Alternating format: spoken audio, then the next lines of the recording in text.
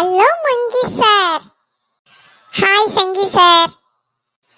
என்ன சார் எப்ப பார்த்தாலும் வாக்கிங் ஜாகிங் கிளம்பிடுறீங்க, வீட்டில் உங்களை பார்க்கவே முடியறது இல்லையே.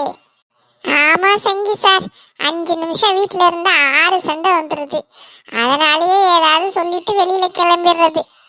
என்ன சார் நீங்களே ஒரு சைக்காட்ரிஸ்ட், ஊர்ல இருக்க புருஷன் பொண்டாட்டி எல்லாம் சேர்த்து வைக்கிறீங்க, கடைசியில் உங்களுக்கே இந்த நிலைமையா? ஊருக்கே விளக்கமாறா இருந்தாலும் வீட்டுக்கு தொடப்ப கட்ட தானே சார். அது என்னவோ சரிதான் போங்க. போன் அடிக்குது யான்னு தெரியலையே. ஐயே என் பொண்டாட்டி தான், கொஞ்ச நேரம் நிம்மதியா இருக்க விட மாட்டான்.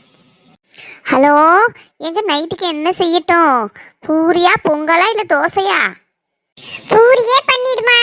அப்ப வரும்போது 1/2 கிலோ சப்பாத்தி மாவும் 1/2 கிலோ உருளைக்கிழங்கும் வாங்கிட்டு வந்துருங்க மறக்காம. ஐயா அப்ப நீ பொங்கலே பண்ணிடுமா. அப்ப வரும்போது கொஞ்சம் பாசி பருப்பும் கொஞ்சம் மிளகு சீரகம்லாம் வாங்கிட்டு வந்துருங்க. ஐயோ அப்ப பூரி பொங்கல்லாம் வேண்டாமா, சிம்பிளா தோசையே பண்ணிடு. அப்ப ஒரு தேங்காவும் பச்சை மிளகாவும் மறக்காம வாங்கிட்டு வந்துருங்க. அடி பாவி மகளே, ஒரு நாளைக்கு 9 தடவை என்னை கடைக்கு அனுப்பாட்டி உனக்கு கண்ணடையாதா? உங்களுக்கு ருசியா ஆக்கி போடணும்னு நினைச்சது ஒரு தப்பா? சரி சரி, ஆயுதத்தை எடுக்காத. வீட்டுல அரிசியாவது இருக்கா? ஏங்க இப்படி நோக்கடிக்கிறீங்க? வீட்டுல அரிசி கூடவா இல்லாம இருக்கும்? நம்ம வீட்டுல அது கூட இல்லாம இருந்தா ஆச்சரியம் இல்ல. நீ என்ன பண்ற, அதை வச்சு கஞ்சி ஆக்கி வைக்கிற.